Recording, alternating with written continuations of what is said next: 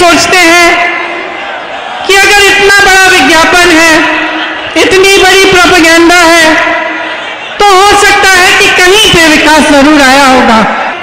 मुझे तट तक ले गए दिखाने के लिए कि कैसे बेहाल कर दिया था उनके नावों को, किस तरह से राख बना दिया था। लखीमपुर खीरी में जिस तरह से किसानों की हत्या की गई और उनकी बिल्कुल सुनवाई नहीं हुई, इसी तरह से आप किसी भी वर्ग को लीजिए, दलितों को लीजिए, बुनकरों को लीजिए, पिछड़े वर्ग को लीजिए, कोई भी गरीब हो, अल्पसंख्यक हो, ब्राह्मणों के साथ भी भयंकर शोषण हुआ है। तो आगरा को देखिए, जहां पे 30 दलितों को उठाकर 3 दिनों के लिए पुलिस के थाने में रखकर निर्ममता से मारा पीटा। मैं उस परिवार से मिली, उस लड़की से मिली जिसके पति की हत्या उसके सामने पुलिस ने मार मार के की। 2 लोगों ने आत्महत्या की क्योंकि खाद की लाइन में खड़े खड़े थक गए, खाद नहीं मिली। देश का किसान हर दिन सिर्फ 27 रुपए कमाता है और प्रधानमंत्री जी के खरबपति मित्र एक दिन में 1000 करोड़ रुपए कमाते हैं। 10 लाख सरकारी नौकरियां खाली पड़ी हैं। भर्तियों में जबरदस्त भ्रष्टाचार है। यहां गोरखपुर में भी विश्वविद्यालय की भर्ती में बहुत भ्रष्टाचार हुआ। महिलाओं पर जिस तरह से अत्याचार उत्तर प्रदेश में हुआ है इन 5 सालों में, वो आप मेरे से अच्छी तरह जानते हैं। जब एक दलित लड़की के साथ बलात्कार किया गया तो उसको सिगरेट से जलाया गया। विश्वविद्यालय की छात्रा का परिवार न्याय मांगता हुआ दर दर भटक रहा है। जिस तरह से इनकी सरकार ने जन जन की रोजी रोटी खत्म की है, ये आप अच्छी तरह से जानते हैं। कहा गया था कि हवाई चप्पल वालों को हवाई जहाज में यात्रा कराई जाएगी। आज सड़क पे चलना मुश्किल हो गया है, गाड़ी में जाना मुश्किल हो गया है। सबको सोचना पड़ता है कि 100 रुपए में पेट्रोल डीजल होगा, कैसे जाएंगे।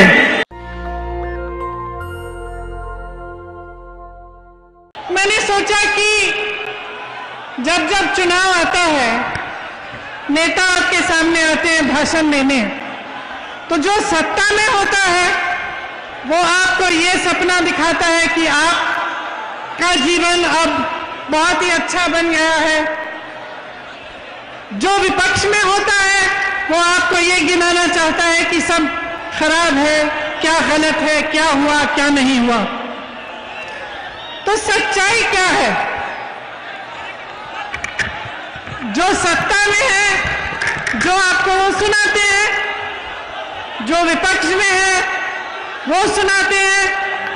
क्या सच्चाई है? देखिए, पिछले 2 सालों में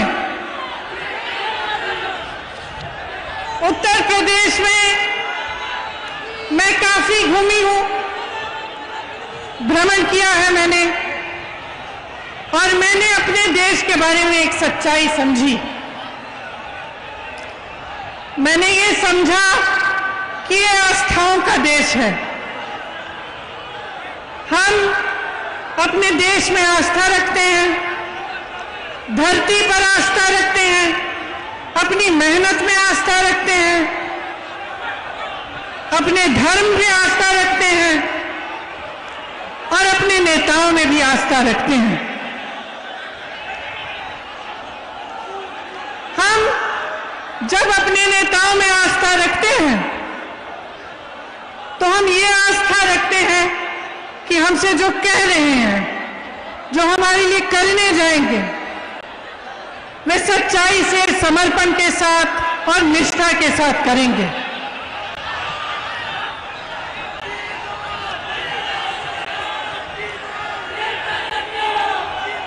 जब हम बड़े बड़े विज्ञापन देखते हैं और उन विज्ञापनों में हमें बताया जाता है कि विकास आ गया है, कि बहुत काम हो रहा है, तो आस्था की वजह से हम कभी कभी ये सोचते हैं कि अगर इतना बड़ा विज्ञापन है, इतनी बड़ी प्रोपेगेंडा है, तो हो सकता है कि कहीं पे विकास जरूर आया होगा। शायद मेरे द्वार पे नहीं आया, लेकिन कहीं और तो जरूर आया होगा। अगर प्रधानमंत्री जी कह रहे हैं, मुख्यमंत्री जी कह रहे हैं, तो कहीं इस बात में सच्चाई होगी। इसी तरह से जब हम प्रधानमंत्री जी को अपने 8,000 करोड़ के हवाई जहाज में इटली जाते हुए देखते हैं, तो हमारे मन में ये बात आती है कि शायद हमारे देश की शोभा बढ़ा रहे हैं। लेकिन देखिए, सच्चाई आप जी रहे हैं। मैं जहां जहां जाती हूं, तो ये जो इश्तिहारों में, विज्ञापनों में देखती हूं, इससे एकदम अलग एक आसमान जमीन के फर्क की सच्चाई में देखती हूं। मैं कुछ महीनों पहले प्रयागराज में बसवारा गांव गई थी। एक निषादों का गांव है। जब मैं वहां गई, तब पुलिस और प्रशासन ने निषादों की नाव जला डाली थी। बहुत ही संकट में थे गांव वाले। मुझे तट तक ले गए दिखाने के लिए कि कैसे बेहाल कर दिया था उनके नाव को, किस तरह से राख बना दिया था। नाव निषादों की मां होती है, उनकी जीविका होती है। आप जानते हैं कि अगर किसी का अधिकार है नदी पे, तो निषादों का अधिकार है। इस सरकार ने वो अधिकार छीना। इस सरकार ने उनको पीटा। जब उन्होंने आवाज उठाई कि हमारी नाव को ऐसे जलाया क्यों, तो उनको पीटा और उनको प्रताड़ित किया। इसी तरह से जहां जहां मैं जाती हूं, मैं लखीमपुर खेरी गई, आप सबने देखा होगा। लखीमपुर खेरी में जिस तरह से किसानों की हत्या की गई और उनकी बिल्कुल सुनवाई नहीं हुई, उस तरह से सरकार ने दिखाया कि उसकी असलियत क्या है, कि जो बड़े बड़े विज्ञापन हैं, जो बड़ी बड़ी बातें होते हैं, उसकी असलियत, उसकी सच्चाई क्या है। उन्होंने दिखाया कि किस तरह से किसानों की इस देश में बिल्कुल सुनवाई नहीं रही। आज अगर किसान प्रताड़ित है, त्रस्त है, तमाम समस्याओं से जूझ रहा है, तो सरकार उसकी इतनी भी मदद करने के लिए तैयार नहीं है। इसी तरह से आप किसी भी वर्ग को लीजिए, दलितों को लीजिए, बुनकरों को लीजिए, पिछड़े वर्ग को लीजिए, कोई भी गरीब हो, अल्पसंख्यक हो, ब्राह्मणों के साथ भी भयंकर शोषण हुआ है।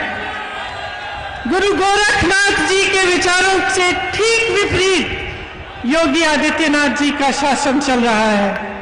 गुरु गोरखनाथ जी कहते थे, मन में रहिना, भेद न कहिना, बोलिवा अमृत वाणी, अगिला अग्नि होएवा हे अवधू, तो आपन होएवा पानी। लेकिन आज ये सरकार जनता के प्रति आग उगल रही है, हर रोज जनता पर आक्रमण कर रही है। आप लखीमपुर खेरी को देखिए, तो आगरा को देखिए, जहां पे 30 दलितों को उठाकर 3 दिनों के लिए पुलिस के थाने में रखकर निर्ममता से मारा, पीटा। मैं उस परिवार से मिली, उस लड़की से मिली जिसके पति की हत्या उसके सामने पुलिस ने मार मार के की। जो उसने मुझे बताया, मैं यहां इस मंच पे दोहरा भी नहीं सकती कि क्या दृश्य उसको देखना पड़ा। और उसका 1 महीने का बच्चा, अभी भी दूध पीने वाला बच्चा है, उसके लिए कोई सहायता नहीं आई सरकार की तरफ से। उसी तरह से जहां जहां मैं जाती हूं, मैं सिर्फ यही दुख देखती हूं कि जहां संकट है, जहां मुश्किल है, जहां संघर्ष है, वहां सरकार अपना चेहरा दूसरी तरफ कर लेती है और मदद नहीं करती। आप किसान हैं, आपने अभी बताया बघेल जी से कि धान के लिए आपको कितना मिलता है। बघेल जी ने कहा कि कांग्रेस की जहां सरकार है छत्तीसगढ़ में वहां 2500 का मिल रहा है। खाद, खेती, फसल सब बड़े बड़े उद्योगपति खरबपतियों के हाथों दे दी गई है। आज खाद के लिए लाइन में खड़े होकर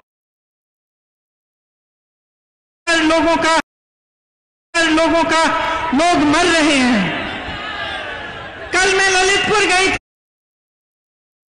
वहां 4 लोगों के पास गई, 4 घरों के में गई मैं।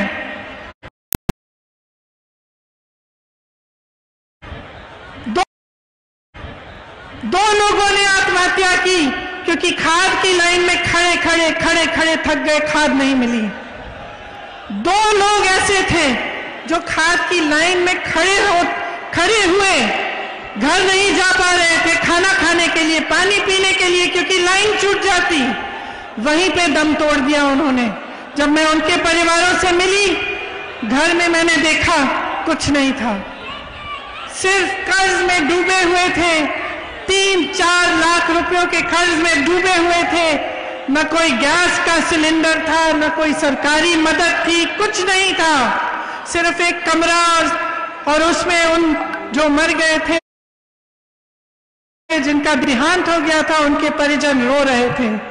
और मैं जगह जगह देख रही हूं, यहां पे काम कर रहे हैं। जितने भी छोटे छोटे दुकानदार हैं, तमाम दुकानें बंद की गई हैं। यहां गोरखपुर में मैंने सुना कि बुलडोजर लगा रखा है।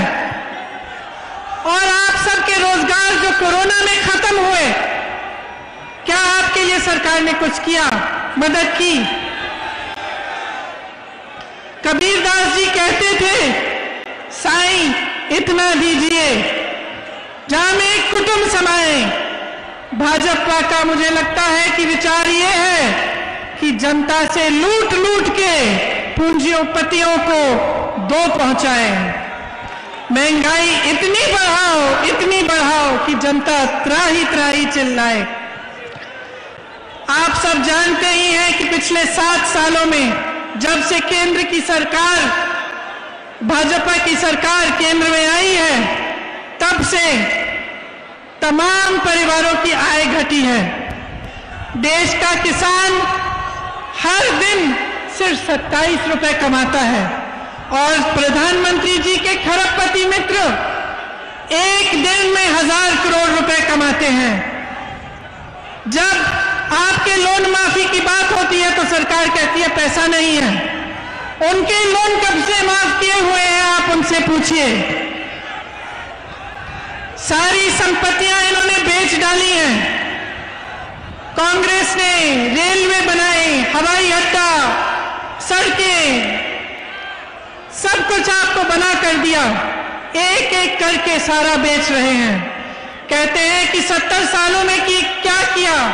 मैं कहती हूं कि 70 साल की मेहनत इन्होंने 7 सालों में गवा दी है।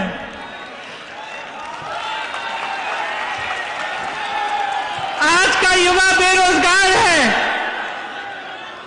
उत्तर प्रदेश में ही 5 करोड़ बेरोजगार युवा हैं। आपको शायद मालूम नहीं होगा, लेकिन 3 युवा हर रोज आत्महत्या करते हैं बेरोजगारी की वजह से। 10 लाख सरकारी नौकरियां खाली पड़ी हैं। भर्तियों में जबरदस्त भ्रष्टाचार है। यहां गोरखपुर में भी विश्वविद्यालय की भर्ती में बहुत भ्रष्टाचार हुआ। सुनिए, सिद्धार्थनगर में शिक्षा मंत्री के भाई को सवर्ण गरीब का प्रमाण पत्र मिला है ताकि उसको नौकरी मिले, लेकिन जो गरीब है उसको कोई ऐसा प्रमाण पत्र नहीं मिल रहा है, उसके लिए नौकरी नहीं है। आपने देखा है कि हर जगह अपराधियों का तांडव है। इसके साथ साथ जो रक्षक है वो भक्षक बन गया है। आज पुलिस ने जनता को बहुत प्रताड़ित किया हुआ है। ना अपराधी काबू में आ रहे हैं, ना पुलिस काबू में आ रही है।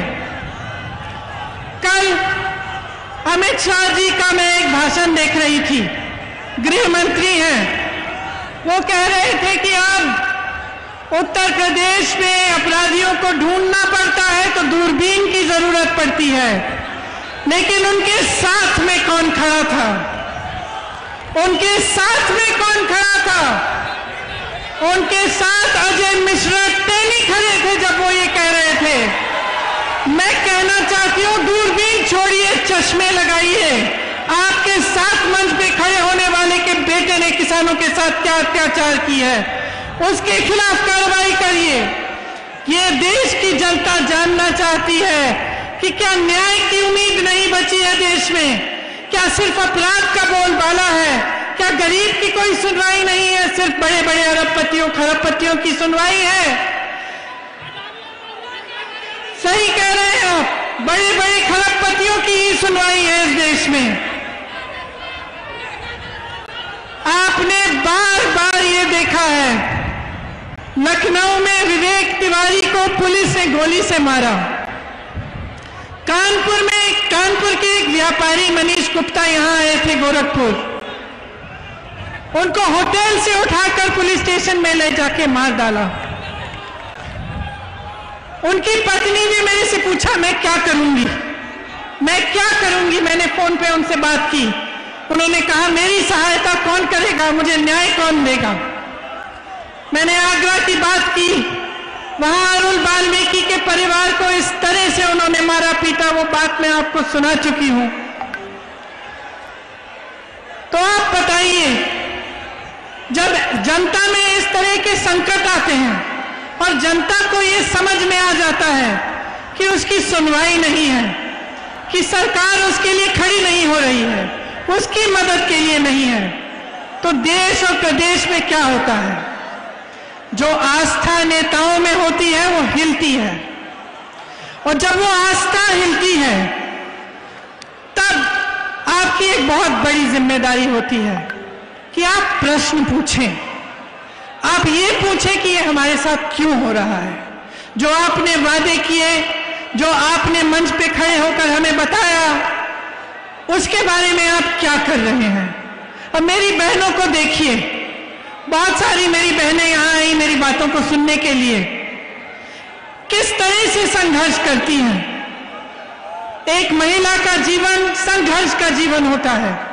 घर पे संघर्ष करती है, बाहर जाती है, खेती करती है, घर आकर सबके लिए खाना पकाती है, देखभाल करती है, सबका तमाम संघर्षों का सामना खुद करती है। महिलाओं पर जिस तरह से अत्याचार उत्तर प्रदेश में हुआ है इन 5 सालों में, वो आप मेरे से अच्छी तरह जानते हैं। उन्नाव में आपने देखा क्या हुआ, एक लड़की के साथ अपराध किया, अत्याचार किया, उसको जला दिया गया। दूसरी को के खिलाफ ऐसी साजिश की कि जब वो केस सुनने के लिए जा रही थी सड़क पे, उसका एक्सीडेंट करा दिया गया। हाथरस में आपने देखा क्या हुआ। हाथरस में ये परिस्थिति बनी कि उस महिला के परिजन उसको देख भी नहीं पाए, उसकी जब चिता जलाई गई। पुलिस प्रशासन ने उसकी चिता जला डाली। महिलाओं को अपनी लड़ाई खुद लड़नी पड़ेगी। गोरखपुर में भी जब एक लड़की ने पिता का पिटाई करते हुए वीडियो बनाया तो उसको गोली मार दी। जब एक दलित लड़की के साथ बलात्कार किया गया तो उसको सिगरेट से जलाया गया। विश्वविद्यालय की छात्रा का परिवार न्याय मांगता हुआ दर दर भटक रहा है। मैं अपनी बहनों से कहना चाहती हूं कि मैं आपके लिए लड़ूंगी, कांग्रेस पार्टी आपके लिए लड़ेगी, और मैं आपको वो शक्ति देना चाहती हूं जिसके जरिए आप खुद अपनी लड़ाई मजबूती से लड़ पाएंगी। 40% महिलाएं जब राजनीति में आएंगी तब राजनीति को बदल डालेंगी, ये मेरा दावा है, क्योंकि महिलाओं में करुणा है। महिलाएं बहुत समझदार होती हैं, लड़ने की क्षमता होती है महिला में, और जितने अत्याचार महिलाओं के साथ हो रहे हैं उनका सामना हम ऐसे करेंगे जब हम राजनीति में और महिलाएं आएंगी तब हम सामना करेंगे, क्योंकि जब महिला को परेशान किया जाएगा वो हमारे पास आएगी, महिलाओं के पास आएगी, तो हमने वो संवेदना भी होगी और वो शक्ति भी होगी कि हम उसकी मदद कर पाए।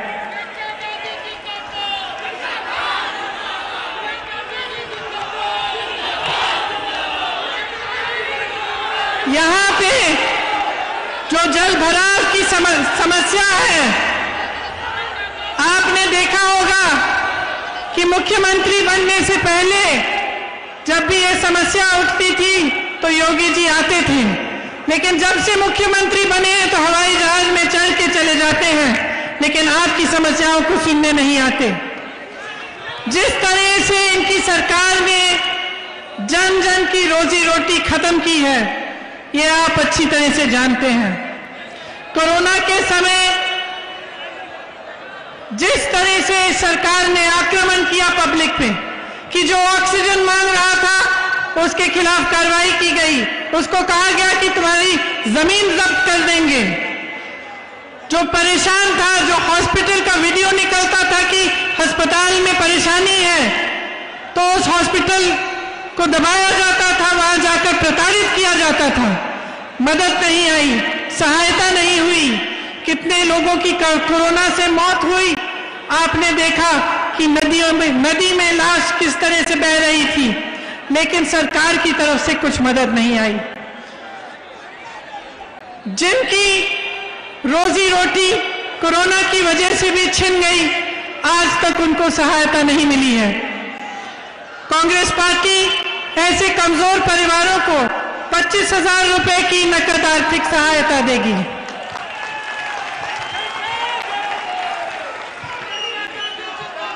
गोरखपुर में मैं जानती हूं कि स्वास्थ्य की जो सुविधाएं हैं वे बुरी स्थिति में हैं। अब चुनाव आ रहा है तो सुनने में आ रहा है कि एम्स खोला जा रहा है और तमाम ऐसी घोषणाएं हो रही हैं, लेकिन जब 5 सालों से ये सब काम नहीं किए गए तो आप क्या उम्मीद कर सकते हैं कि अब किए जाएंगे। यहाँ पे पूर्वोत्तर रेलवे का मुख्यालय है। आप जानते हैं कि अब रेलवे भी बेची जा रही है, उसका भी प्रयास है, और जो तमाम लोग रेलवे के जरिए रोजगार पा रहे हैं उनका क्या होगा, ये सवाल अब पूछने का वक्त आ गया है। आपके पास यहाँ आकर बहुत सारे खोखले वादे किए गए।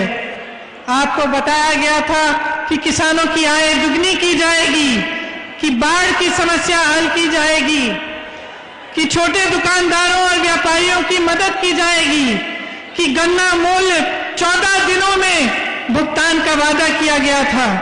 चीनी मिलें शुरू होंगी। आप बताइए कितने चीनी मिल बंद पड़े हैं, किसी ने शुरू किए? कहा गया था कि हवाई चप्पल वालों को हवाई जहाज में यात्रा कराई जाएगी। आज सड़क पे चलना मुश्किल हो गया है, गाड़ी में जाना मुश्किल हो गया है। सबको सोचना पड़ता है कि 100 रुपए में पेट्रोल डीजल होगा, कैसे जाएंगे। यहाँ पे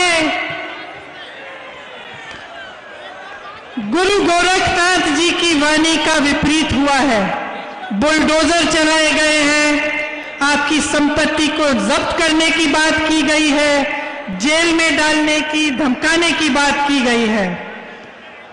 तो एक समय आ गया है कि आप जो अपने नेता में आस्था रखते हैं उस पर एक प्रश्न उठाइए कि यहाँ पे जिसने आपको इतने वादे किए उसमें से एक भी वादा पूरा नहीं हुआ। तो ये समय आ गया है कि अब प्रदेश में, पूर्वांचल में बदलाव आना चाहिए। अगर आप जागरूक नहीं बनेंगे, अगर आप प्रश्न नहीं उठाएंगे, तो उत्तर प्रदेश इस खाई में से नहीं निकल पाएगी। सच्चाई ये है कि धर्म और जाति के नाम पर आपकी भावनाओं और आपकी आस्था के साथ खिलवाड़ किया गया है। ये सच्चाई है। इस सच्चाई को पहचानिए। इस सच्चाई को पहचानिए कि एक नेता का सबसे बड़ा धर्म, सबसे बड़ा धर्म सेवा होता है। आज सरदार पटेल जैसे नेता जी का जन्म दिवस है और इंदिरा जी जैसी नेता की शहादत का दिवस है। इंदिरा जी ने आपको दिखाया, उनके लिए देश के ऊपर कुछ नहीं था। उन्होंने इस आस्था के लिए, जो आस्था आपने उनमें रखी थी, इस आस्था के लिए अपना जीवन दिया। वो कभी पीछे नहीं हटी। उनको मालूम था कि उनकी हत्या होने वाली थी। आज के दिन जब मेरे भाई और मैं स्कूल जा रहे थे, रोज जाने से पहले हम अपनी दादी जी से मिलने जाते थे। आज ही के दिन उन्होंने मेरे भाई से कहा कि बेटा, अगर मुझे कुछ हो जाएगा तो रोना मत। उनको मालूम था कि उनकी हत्या हो सकती थी, फिर भी वो कभी पीछे नहीं हटी। उनके लिए आपकी आस्था से बढ़कर इस देश, इस दुनिया में कुछ नहीं था। आपकी आस्था थी और उनके दिल में अपने देश के प्रति आस्था थी। और अगर आज मैं आपके सामने खड़ी हूं तो ये उन्हीं की सीख है। मैं भी आपकी आस्था कभी नहीं तोड़ सकती। इसीलिए जो बातें मैं अभी आपके सामने रखना चाह रही हूं, जो कांग्रेस पार्टी की प्रतिज्ञाएं हैं, मैं उसी आस्था से रखना चाहती हूं। मैं कहना चाहती हूं कि जो प्रतिज्ञाएं हैं वो पूरी होंगी, नहीं तो मैं यहां इस मंच से आपके सामने नहीं कहूंगी कि अगर हमारी सरकार आएगी तो मछली पालन को कृषि का दर्जा दिया जाएगा। जो सुविधाएं और छूट कृषि के लिए हैं, मछली पालन में वो सब लागू होंगी। बालू खनन और मछली पालन में निषाद समाज को अपना अधिकार वापस दिया जाएगा। गुरु मच्छेंद्रनाथ विश्वविद्यालय को यहां पे हम स्थापित करेंगे। किसानों के लिए मैं कहना चाहती हूं कि हमारी ये प्रतिज्ञा है कि हम आपका पूरा कर्जा माफ करेंगे। हमने पहले भी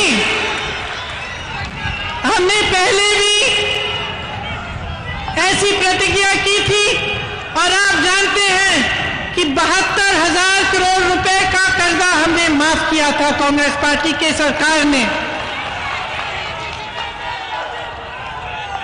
किसानों के लिए गेहूं और धान 2500 पर क्विंटल में खरीदा जाएगा और गन्ना किसानों के लिए 400 रुपए। यहां मैं जानती हूं कि गन्ना का किसान बहुत ही परेशान है।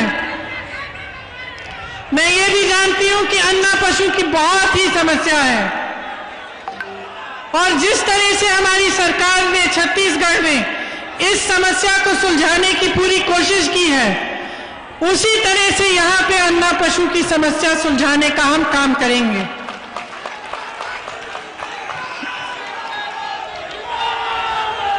अन्ना पशु की जो समस्या है उसका हम संपूर्ण समाधान निकालेंगे, जिससे पशु भी बचेगा और आपका भी फायदा होगा।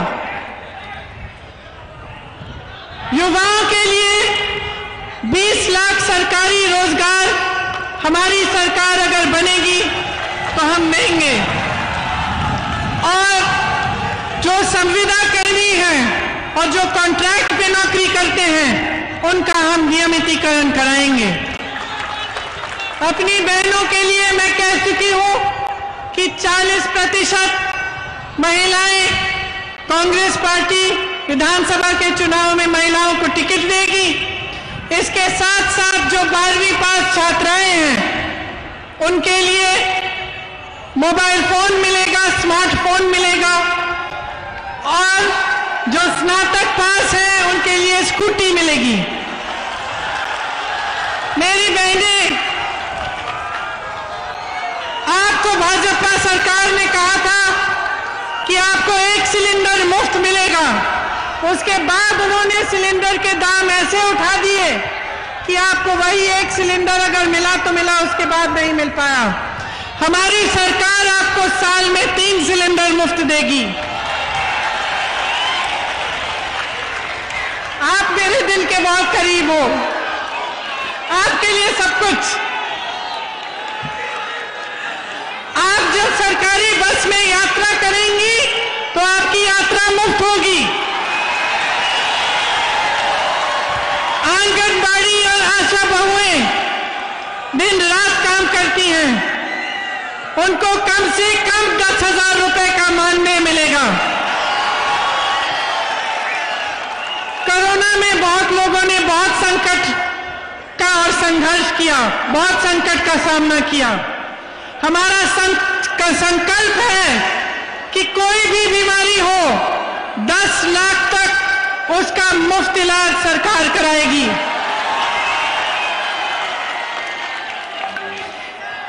अंत में मैं कहना चाहती हूं कि इंदिरा जी ने कहा था, मेरे शरीर के खून का एक एक कतरा, एक एक बूंद इस देश को समर्पित है। उन्होंने कहा था कि मेरे खून का एक एक कतरा इस देश को जीवित करेगा। आज मैं कहना चाहती हूं कि कांग्रेस पार्टी का एक एक कार्यकर्ता अपना खून बहाने के लिए तैयार है। जो कहते हैं कि हमारा संगठन इस प्रदेश में दुर्बल है, वो इस भीड़ को देखें। ये हमारे संगठन की भीड़ है, ये हमारे संगठन की ताकत है। इस संगठन को बनाने के लिए हजारों लाखों कार्यकर्ताओं ने 2 साल से बहुत ही ज्यादा मेहनत की है, और उनके साथ साथ जिन कार्यकर्ताओं ने 20-30 सालों के लिए इस प्रदेश में कांग्रेस का झंडा उठा रखा, वे खड़े हैं। हमारा संघर्ष जनता का संघर्ष है। उत्तर प्रदेश की भाइयों और बहनों, आपका संघर्ष है। आपकी आवाज हम उठाएंगे, आपके लिए हम लड़ेंगे, आपके लिए हम हाजिर हैं। नेशनल दस्तक की आपसे गुजारिश है कि अगर इसको बचाना चाहते हैं तो नेशनल दस्तक को सब्सक्राइब करने के लिए रेड कलर के सब्सक्राइब बटन को दबाएं, फिर बेल आइकन की घंटी दबाएं। नेशनल दस्तक को बचाने के लिए बहुत जरूरी है कि हर खबर को शेयर करें, लाइक करें, कमेंट जरूर करें।